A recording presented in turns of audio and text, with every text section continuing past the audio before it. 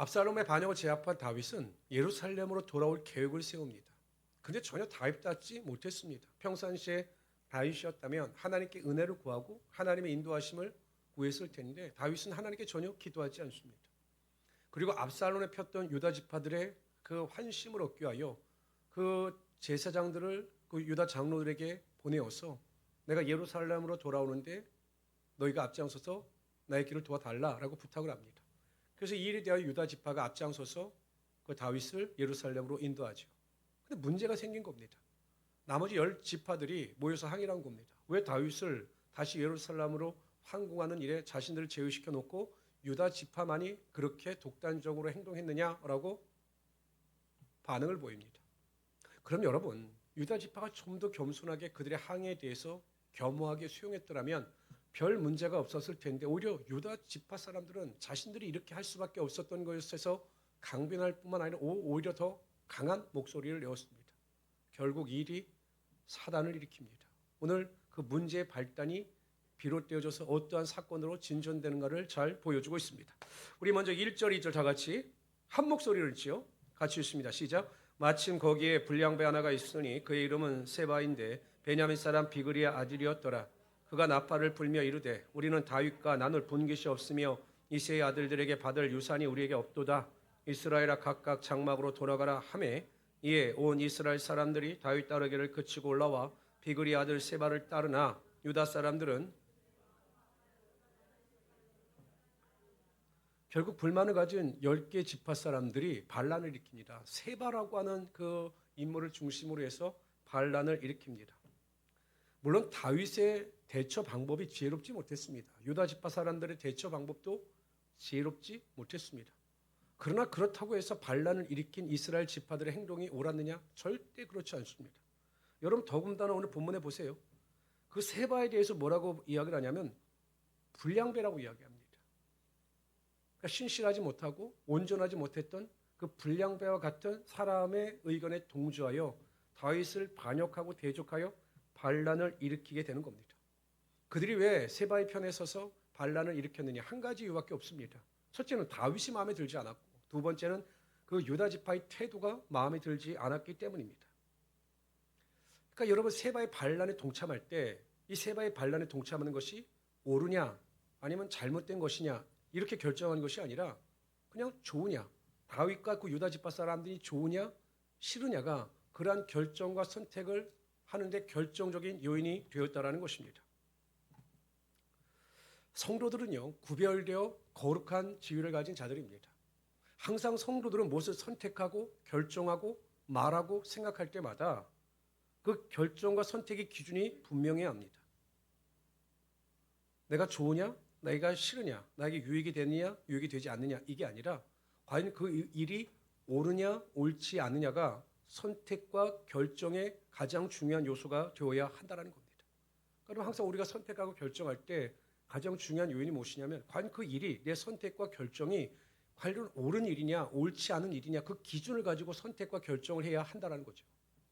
그래서 대부분의 성도들을 보면 교회들을 보면 우리가 그렇게 알고 있고 그렇게 해야 하는 당위성이 있음에도 불구하고 결정적인 순간에 선택과 결정이 다가오게 되면 옳고 그름이 기준이 되는 것이 아니라 좋고 싫음이 기준이 될 때가 너무나 많아요.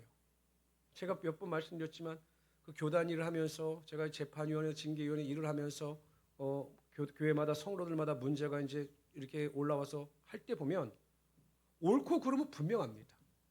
그 올라오는 거 보면 이렇게 고소, 상소문 올라오는 거 보면 무엇이 옳은지 무엇이 옳지 않은지 분명히 알아요. 그런데 성도들이 싸우는 것은 옳고 그름에 대한 문제가 아닙니다. 무엇이 진리고 무엇이 비리지 이 문제 아니에요. 원인은 무엇이냐? 싫은 거예요. 그냥 상대방이 싫은 거예요. 그러니까 좋고 싫음의 문제가 교회 분란의 씨앗이 되더라는 거죠. 아무리 중재를 시키려고 해도 서로 용납하고 이해하라고 해도 성도들은 받아들이지 않아요. 왜? 이건 옳고 그름의 문제가 아니라 싫고 좋음의 감정의 문제이기 때문에 절대 양보할 수 없다라는 겁니다. 누가 좋아할까요? 마귀가 좋아하죠. 교회가 분란이 납니다. 교회가 그냥 온통 혼란 가운데 빠지게 되는 거죠. 그런데 많은 성도들이 무의식 중에요. 항상 어떤 일을 선택하고 결정할 때 이렇게 성도들을 보면 이게 과연 하나님 입장에서 옳은 일이냐 옳지 않은 일이냐 이게 기준이 되어야 되는데 항상 내 삶의 주관적인 입장에서 이 일이 옳고 그름의 문제가 아니라 좋고 싫음의 문제가 결정적인 요인으로 작용하고 만다라는 것입니다. 솔직히 여러분, 우리의 삶에 있어서요, 어떤 선택과 결정을 할 때 나의 좋고 싫음은 전혀 문제가 되지 않아요. 더 엄밀히 말하면, 더 정확하게 말하면 나의 좋고 싫음은 문제를 선택하는 일이 있어 아무 필요도 없다라는 겁니다. 그러니까 예수님 또한 하나님의 말씀에 순종할 때 우리 좋고 싫음이 무슨 이유가 되겠습니까?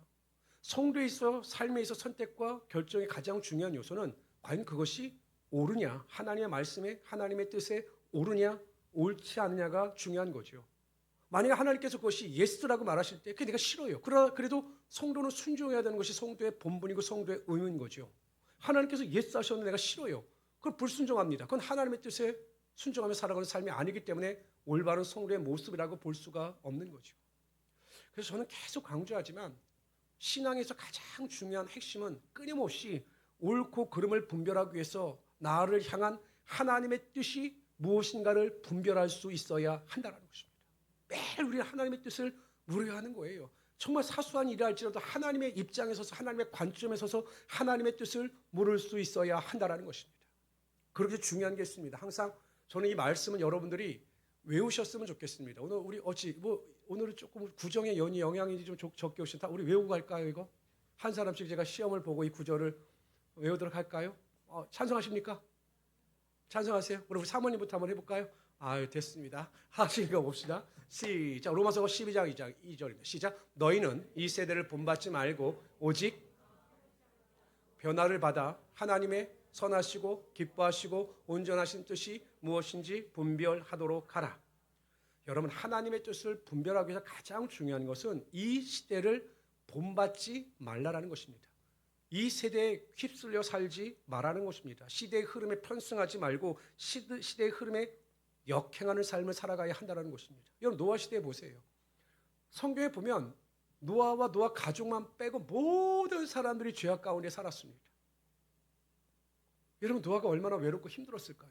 그래도 노아는 믿음 안에서 꿋꿋이 시대에 역행하는 거룩함과 하나님의 은혜를 가지고 살아가지 않습니까? 결국 그 인생의 끝에 만난 하나님의 은혜는 그를 통하여 방주의 구원의 능력이 나타나게 하시고 그를 통하여 인류 구원의 축복을 허락하여 주셨다는 겁니다.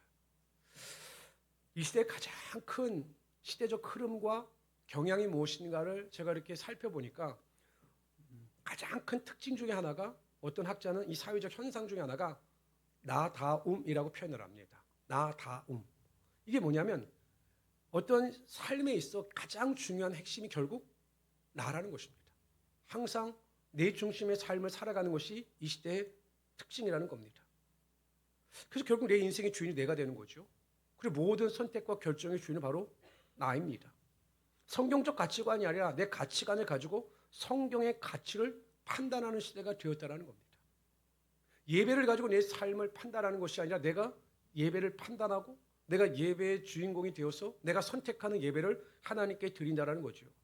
내가 원하는 대로 예배하고 내가 원하는 대로 봉사하는 시대가 바로 이 시대라는 것입니다. 나다움. 이것이 이 시대의 특징이에요. 결국 어떻게 됩니까, 여러분? 결국 나다움이 하나님으로부터 멀어지게 되고 세상 가운데 편성하여 세상의 기류 속에서 그냥 휩쓸려 나가고 마는 거죠. 우리는 세상을 본받는 자가 아니라 매일 예수님을 본받는 자가 되어야 하는 것입니다. 믿음의 주요 온전케 하신 예수 그리스도를 바라보며 살아가게 될 때 결국 하나님께서 나를 통해서 하나님의 뜻을 알게 하시고 하나님의 뜻을 분별할 수 있는 믿음의 단계로 나가게 하여 주시는 겁니다. 두 번째요. 오직 마음을 새롭게 함으로 변화를 받아라고 이야기했습니다. 마음을 새롭게 함으로 변화를 받아. 변화를 하여라고 하는 능동이 아니라 변화를 받아라고 하는 수동의 의미를 사용했습니다. 그러므로 여러분, 변화의 주체는 내가 아니라 다른 누군가가 있다는 거죠. 그러니까 내가 변화를 하고 싶어서 내 스스로 변화에 동참하는 자가 아니라 누군가는 나를 변화시키는 어떤 그 동력이 있다는 겁니다. 보통 학자들은 이 구절을 해석할 때 그분이 바로 성령님이시라는 겁니다. 그러니까 우리가 매일 성령 충만을 받아 성령께서 우리의 마음과 생각을 새롭게 변화시켜 주시고 그러므로 말미암아 우리 마음이 매일 새롭게 변화되는 은혜 가운데 살아갈 수 있게 된다는 것입니다. 저는 그렇게 생각합니다. 항상 우리가 하루를 살아갈 수 있는 힘과 은혜와 능력은 어제의 은혜가 아니라 오늘 또 새롭게 부어주시는 하나님의 은혜가 있기 때문에 가능하다 이렇게 생각을 합니다. 그렇지 않아요, 여러분? 우리가 과거에 받은 은혜가 있습니다. 근데 그 은혜가 나를 신앙을 나의 삶을 지속시켜 주는 것이 아니라 오늘 이 시간 이 자리에서 또 새롭게 하나님께서 은혜를 부어 주심으로 말미암아 그 새로운 은혜를 통해서 우리가 하나님의 뜻을 분별하고 하나님의 말씀을 순종함으로 말미암아 승리하며 살아갈 수 있게 된다라는 것이죠. 그래서 성경은 매일 우리의 심령을 기경하라 이렇게 이야기합니다. 매일 기경하라. 그러니까 제가 가끔은 하나님께 목사라고 하는 이 사명을 주신 것에 대해서 감사하는 이유 중에 하나가 무엇이냐면 첫째는 제가 예수를 믿었어도 목회자가 되지 않았더라면 세상으로 갔을 확률이 거의 80%는 되겠다라는 것이고 두 번째는 목사이기 때문에 매일 설교를 준비해야 되잖아요. 근데 진짜 설교를 준비하고 말씀을 읽고 묵상하다 부어주시는 은혜가 너무 커요. 어제 읽었던 민수기 1장의 말씀과 또 새롭게 읽어지는 그 민수기 1장의 내용이 또 달라요. 똑같은 설교의 본문을 보고 설교를 준비해도 그날 부어주셨던 은혜와 오늘 부어주시는 은혜가 달라요. 그 은혜가 있기 때문에 마음이 새롭게 변화되는 것이고 다시 하나님께서 부어주시는 그 은혜를 가지고 일어설 수 있게 되는 것입니다. 항상 성령의 능력을 통해서 마음의 새롭게 함의 변화를 받아 하나님의 뜻을 분별하며 살아갈 수 있는 하나님의 귀한 성도들이 되시기를 주님의 이름으로 축원합니다. 그러면 어떻게 우리가 구체적으로 이것이 하나님의 뜻일까 아닐까를 구별할 수 있을까? 물론 하나님의 뜻은 성경에 다 계시되어져 있지만 또 그렇지 않은 경우도 많거든요. 그럼 어떻게 우리가 구체적으로 하나님의 뜻을 분별할 수 있을까? 어떤 게 하나님의 뜻이고 어떤 게 하나님의 뜻이 아닌가를 분별할 수 있을까? 오늘 본문에 보면 하나님의 뜻은 항상 선하다고 말씀하십니다. 하나님의 뜻은 항상 선합니다. 하나님께서 믿지 않는 자들뿐만 아니라 믿는 자들에게도 신앙의 그 양심, 믿음의 양심을 주셨습니다. 여러분 어린 아이들은요 어렸을 때 선과 악에 대한 구별이 없어요. 그러니까 여러분 막 남이 과자를 먹고 있으면 막 과자를 뺏어 먹고 네 거 내 것이 없잖아 않습니까? 근데 어른이 되면 무엇이 선이고 무엇이 악인가를 분별할 수 있는 은혜가 있습니다. 마찬가지입니다.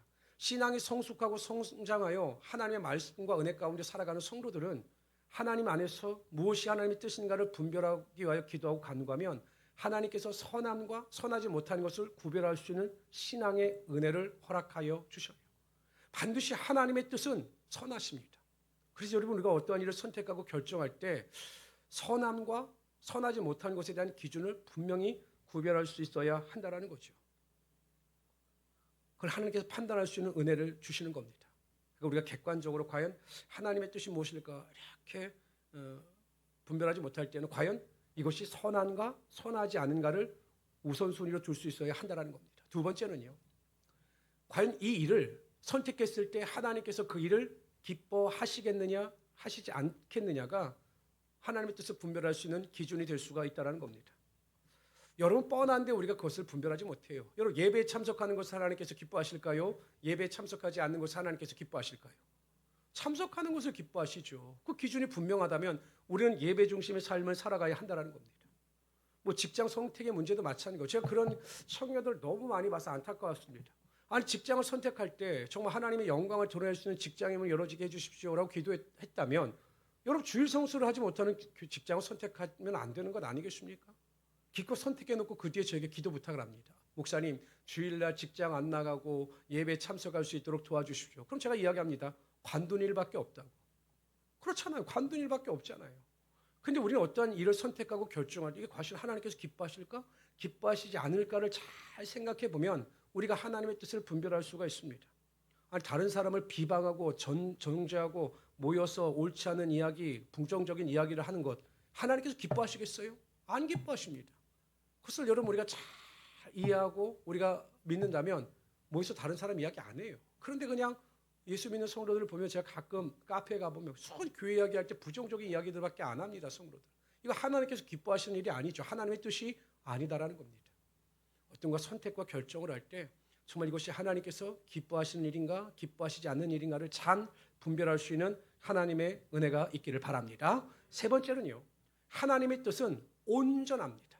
이게 어떤 의미냐면 제가 얼마 전에 재밌게 본 TV가 있습니다. 요즘 그 이호선 씨라고 상담 전문가가 나옵니다. 이분의 남편이 아주 유명한 목사님이 있어요. 저도 그분의 그 유튜브 내용을 굉장히 재밌게 보는데 그 목사님이세요. 근데 어떠한 그 이혼 부부 가정이 나왔냐면 아내인데 일주일에 5번을 교회 가는 아내입니다. 수, 금, 주일이 아니라 그러니까 매일 교회 가요. 매일 교회 가서 교회 청소하고 성가대 연습하고 구역 예배 드리고 또 무슨 거기 교회 학교는 저 교회 안에 무슨 아동부를 위한 뭐가 있는지 거기 가서 또 애들 밥도 해주고 막 이럽니다. 일주일에 5번을 교회 가니까 여러분 훌륭한 성도입니까? 훌륭하지 않은 성도입니까? 말로만 보면 훌륭한 것 같은데 제가 예를 들은 거고 보면 훌륭하지 않은 것 같으니까 대답 못 하시는 거잖아요. 문제가 뭐냐면 남편이 불만이 있어 나오는 겁니다. 남편은 쉽게 이게 뼈가 부러지는 병을 가지고 있는 사람이에요. 첫째 아들도. 근데 그 아내가 집안일을 아예 돌보지 않는다라는 거예요. 그 집안의 풍경을 이렇게 사진 찍어줬는데 완전 쓰레기 집입니다. 그러니까 이제 요손 그 교수가 이야기하죠. 왜 안 하냐고. 그래서 자기는 교회 가면 너무 즐거운데 집에 와서 일을 하려고 하면 너무 힘이 든다라는 겁니다. 그러니까 아이들 양육하는 거에 대해서 어떻게 하냐. 그러니까 양육하는 게 좋다라는 거예요. 그러니까 혼을 냈죠. 양육 안에는 청결한 환경을 조성하는 것과 영양가 있는 음식을 제공하는 또 육아인데 그냥 아들만 보는 걸 육아로 생각하면 안 된다라고 이야기하면서 나중에 이혼 교수가 뭐라고 이야기하냐면 그냥 집에나 잘하세요라고 이야기합니다. 그러니까 여러분 하나님의 온전하신 뜻은 어느 한쪽에 치우쳐 있는 것이 아니에요. 하나님의 온전한 뜻은요. 가정에도 충실하고 또한 교회에도 충실해서 아름다운 조화를 이룰 때 가족도 만족하고 교회도 만족할 때 그것이 온전한 하나님의 뜻인 거죠. 근데 이 사람 같은 경우는 그러지 않았겠습니까? 교회 집사니까 나 매일 교회 가서 살아. 매일 교회 봉사해. 교회를 위해 헌신해. 내가 하나님의 뜻대로 살아가고 있는 거야 라고 자유했을지도 모릅니다. 그러나 이게 하나님의 뜻이 아니에요. 하나님의 뜻은 온전합니다. 이런 문제도 많았습니다. 어떤 사장님이십니다. 근데 직원들의 월급은 주지 않아요. 그러면서 교회 온전히 11조를 드린다고 자랑을 합니다. 이게 온전한 겁니까? 누군가에겐 피해가 되고 누군가는 아픔이 되지만 하나님께 영광을 돌린다고 할 때 이게 하나님의 뜻일까요? 이게 온전하지 않기 때문에 하나님의 뜻이 아니라는 겁니다. 하나님의 뜻이 온전하다고 하는 의미는 윈윈입니다. 나도 살 뿐만 아니라 내 주변 사람들에게도 온전한 은혜를 끼칠 수 있고 감동을 줄 수 있는 것이 하나님의 뜻이에요. 내가 이게 하나님의 뜻이라고 밀고 나가는데 그 뜻으로 인하여 상처를 받고 다른 사람들이 고통스러워하고 절망을 한다면 그건 하나님의 뜻이 아닐 수 있다는 거죠. 물론 특별한 경우는 있죠. 그 로마 시대 핍박을 받는 상황 속에서나 가정에서 예수를 정말 제대로 믿고자 하는데 알 수 없는 고난과 환난이 다가올 때는 하나님의 뜻대로 순종하고 때로는 갈등과 어려움이 있을 수 있겠지만 평상시에는 하나님의 뜻은 모든 것이 온전히 이루어질 때 그것이 하나님의 뜻이다라고 말할 수가 있다는 겁니다. 근데 여러분 우리가 하나님의 뜻은 선하다. 하나님의 뜻은 하나님을 기쁘시게 하는 것이다. 하나님의 뜻은 온전하다라고 하는 이 명제, 주제 앞에서 우리가 이것을 적용하여 온전히 하나님의 뜻을 분별할 수 있으려면 끊임없는 훈련을 경험해야 하는 겁니다. 우리가 단순간에 알 수 있는 것이 아닙니다. 끊임없는 기도와 또한 삶의 적용을 통해서 때로는 시행착오를 겪기도 하고 이것이 하나님의 뜻인 줄 알고 선택했는데 하나님의 뜻이 이것이 아니었구나라고 발견한 수많은 그 어려움을 겪어가면서 결국 우리는 온전한 하나님의 뜻을 분별할 수 있는 은혜의 단계까지 나아갈 수 있게 되는 거죠. 지금도 마찬가지입니다. 저도 어쩐 경우에는 하나님의 뜻을 잘 모르겠어요. 저를 향한 하나님의 뜻, 성도들을 향한 하나님의 뜻을 잘 모르겠어요. 겪은 저에게 이 말씀을 드리지만 상담하는 성도들의 이야기를 듣고 상담을 해주면서도 과연 하나님의 뜻이 무엇인지 잘 모르겠어요. 그러나 하나님의 뜻을 알고자 노력하고 하나님의 음성을 듣고자 결단할 때 결국 하나님은 알려주시더라고요. 그리고 나중엔 결국 하나님의 뜻을 깨닫게 하여 주시더라고요. 그래서 어떠한 상황 가운데도 감사할 수 있는 믿음의 길을 걸어가게 하시더라고요. 그럼 우리 성도님들 어찌하든지 나의 좋고 싫음의 문제가 아니라 옳고 그름의 그 문제를 쫓아 항상 하나님의 뜻을 발견하고 그 뜻 가운데 순종하고 낙심하지 말고 절망하지 말고 포기하지 말고 믿음의 길을 걸어갈 수 있는 하나님의 귀한 성도들이 되시기를 주님의 이름으로 축원합니다. 우리 3절 다 같이 읽도록 하죠. 3절 다 같이 읽습니다. 시작. 다윗이 예루살렘 본궁에 이르러 전에 머물러 왕궁을 지키게 한 후궁 10명을 잡아 별실에 가두고 먹을 것만 주고 그들에게 관계하지 아니하니 그들이 죽는 날까지. 예루살렘으로 와서 다윗이 가장 먼저 한 일은 후궁 10명을 별실에 가두는 거였습니다. 근데 여러분 생각해 보세요. 이 후궁 10명이 왜 이러한 어려움을 당했느냐? 왜 압살롬이 이 후궁 10명을 취했느냐? 하나님께서요. 그 밧세바와의 범죄 이후 너가 하던 그 일을 그 대낮에 그러한 일이 내 왕궁에서 벌어질 것이다 라고 말씀을 하셨습니다. 그리고 압살롬이 그 사악한 행동을 했거든요. 그러니까 후궁 10명이 그러한 수치를 당하고 어려움을 당한 것은 자신들의 잘못이 아닙니다. 누구의 잘못입니까? 다윗의 잘못입니다. 다윗이 잘못했기 때문에 그 후궁들이 그러한 수치를 당하게 되고 억울하게 그냥 평생 그렇게 쇠갑으로 살아갈 수밖에 없었던 거죠. 저는 이 본문을 읽으면서 3전 본문을 읽으면서 이런 마음이 들었습니다. 저나 우리 성도들이나 남에게 피해를 끼치는 자들이 아니라 다른 사람들을 행복하게 해주고 다른 사람들을 유익하게 해줄 수 있는 자들이 되었으면 좋겠다라는 겁니다. 다윗의 실수 하나로 10명의 인생이 불행해지지 않았습니까? 다윗의 범죄함으로 말미암아 전혀 문제가 없는 사람들이 그 문제투성이의 삶을 살아갈 수밖에 없지 않았습니까? 저는 그래서 그 생각을 했습니다. 우리 모든 성도님들이 어린아이에서부터 우리 권사님들 여기까지 모든 성도님들이 다른 사람들을 행복하게 해주고 다른 사람들에게 유익을 끼칠 수 있는 사람들이 되었으면 좋겠다라는 생각을 하였습니다. 인생을 나눠보면요. 우리 사회를 나눠보면 이렇게 나눌 수가 있습니다. 어떤 조직에서든지 보면 어떤 사람들이 있냐면 있으면 해가 되는 사람이 있습니다. 있으면 해가 되는 사람. 그런 사람 꼭 있어요.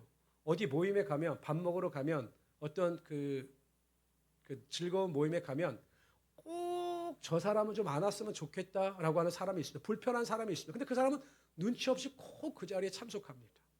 다른 사람들 죄를 짓게 하는 거죠. 그리고 그 조직 내에서 어울리지 못하고 항상 조직을 불편하게 만드는 사람이 있습니다. 그래서 사람들 생각하기엔 아이고 좀 우리 조직에서 저 사람 좀 빠져줬으면 좋겠다라고 하는 사람이 꼭 존재합니다. 두 번째 부류는요. 있으나 마나한 사람입니다. 있긴 있는데 왜 있어야 하는지 모르는 사람이죠. 옛날 우리가 놀이할 때 어떤 놀이 했느냐. 만약에 13명이다. 그러면 6명, 6명 양쪽 팀을 나누잖아요. 그러면 13명이니까 한 명이 남지요. 그 친구를 뭐라고 이야기하냐면 깍두기. 성경이가 안 해요. 깍두기라고 이야기합니다. 이 깍두기 뭡니까?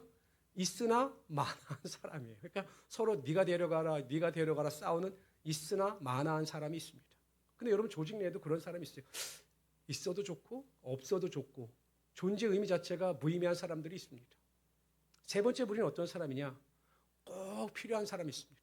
어떤 조직 내에서도 그 사람이 없으면 우리 조직이 힘들어질 것 같다. 그 사람이 없으면 우리가 무슨 일을 진행해 나가는데 큰 곤란을 겪을 것 같다라고 하는 꼭 필요한 존재가 있습니다.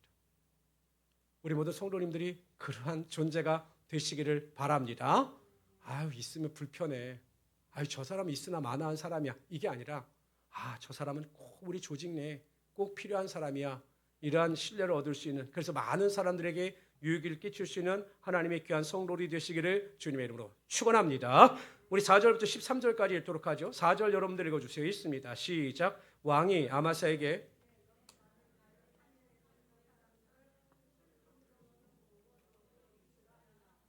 아마사가 유다 사람을 모으러 가더니 왕이 정한 길에 지체된지라.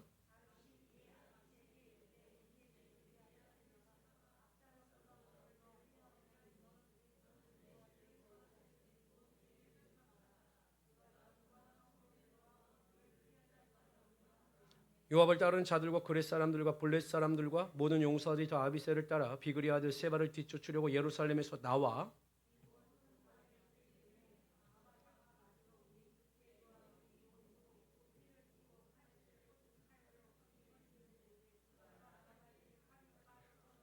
요압이 아마사에게 이르되 내 형은 평안하냐 하며 오른손으로 아마사의 수염을 잡고 그와 입을 맞추려는 체함에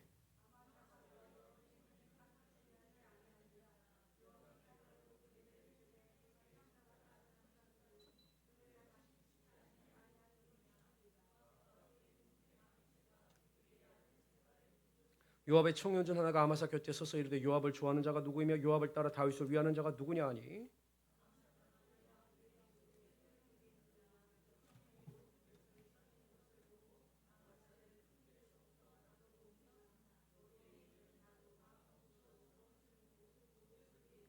아마사를 큰 길에서 옮겨가매 사람들이 다 요압을 따라 비그리 아들 세바를 뒤쫓아 가니라.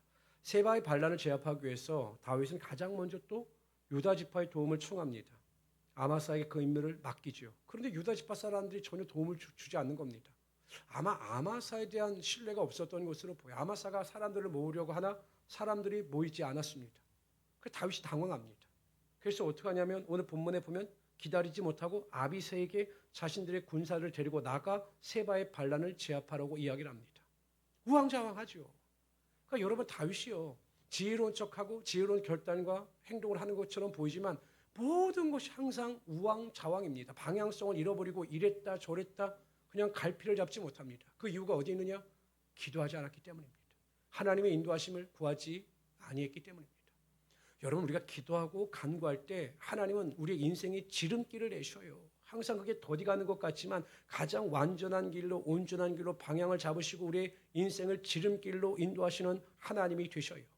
그런데 우리가 기도하지 않고 우리의 결정과 선택을 통하여 우리의 길을 걸어가게 되면 그 길이 지름길인 것 같지만 항상 우왕좌왕 방황하다가 잘못된 목적지에 이룰 수밖에 없는 겁니다. 제가 매일 강조해도 지나치지 않는 것은 결국 우리가 무슨 일에 하나님보다 앞서가지 않기 위하여 겸손한 마음을 가지고 하나님 앞에 무릎을 꿇고 엎드려 하나님의 도우심을 구하는 것입니다. 이것이 우리의 삶의 습관이 되어야 하는 것이고 가장 먼저 선택해야 되는 신앙의 결단이 되어야 하는 겁니다. 가만히 보면 기도하지 인생은 항상 헤매입니다. 여러분, 제가 제3자의 입장에서 보면 그분의 인생의 결단과 나갈 길이 무엇인가가 보여요. 그런데 막상 본인은 몰라요. 왜? 기도하지 않기 때문에. 기도하면 하나님께서 문을 열어주시고 기도할 때부터 하나님의 역사가 나타나는데 기도를 하지 않으니까 계속 인생을 방황하게 되는 겁니다. 그래서 우리 모든 성도님들은 어떤 것보다 앞서가지 말고 믿음으로 결단하심으로 말미암아 하나님의 인도하심을 쫓아 살아갈 수 있는 하나님의 귀한 성도들이 되시기를 주님의 이름으로 축원합니다. 근데 여러분 또 어떤 일이 벌어집니까? 요압이 또 아마사를 죽입니다. 야, 이 요압은 연쇄살인범입니다. 그냥 마음에 들지 않으면 그냥 사람을 죽이는 겁니다. 왜? 이 아마사를 자신의 경쟁자로 생각했기 때문에 자신의 앞날을 위하여 자신의 생각대로 이 끔찍한 일을 벌이고 말았던 겁니다. 항상 자신을 위하여 살아가는 사람이었습니다. 그러나 여러분 그의 인생의 끝은 좋지 않았습니다. 결국 그도 솔로몬에 의하여 죽임을 당하게 되죠. 모든 것을 얻은 것처럼 보였지만 모든 것을 잃는 인생의 불행을 맞이하게 됩니다. 성도들은 그러면 어떻게 살아가야 하느냐? 로마서 14장 8절에 보면 우리가 살아도 주를 위하여 살고 죽어도 주를 위하여 죽나니 그러므로 사나 죽으나 우리가 주의 것이로다. 나를 위하여 살지 않고 주를 위하여 살면 하나님께서 우리 인생 가운데 우리가 생각하는 것보다 구하는 것보다 원하는 것보다 더 크고 비밀한 일을 허락하시는 하나님이 되신다라는 거예요.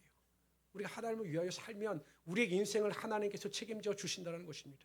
선한 데는 지혜롭고 악한 데는 미련한 그 성도의 길을 걸어가는 자에게 반드시 하나님께서 시온의 대로의 문을 여사 하나님의 영광과 축복이 임하게 하여 주신다는 거죠. 저는 오늘 이 시간에도 그러한 하나님의 은혜로운 손길을 여러분들이 누리시기를 바랍니다. 여전히 내가 걸어가야 할 그 믿음의 길을 쫓아 오늘 이 자리에 나와서 기도하는 여러분들에게 하나님의 위로와 하나님의 권세와 하나님의 능력이 임함으로 말미암아 다시 일어서서 믿음의 전진을 이루어가시는 하나님의 귀한 성도들이 되시기를 주님의 이름으로 축원합니다. 주시 하나님 정말로 감사합니다.